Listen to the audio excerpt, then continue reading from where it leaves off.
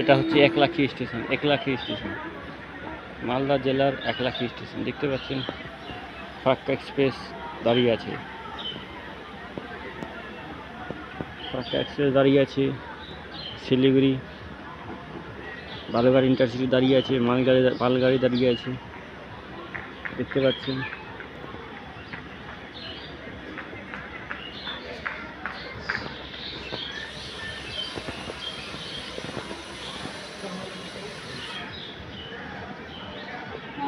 পাচ্ছেন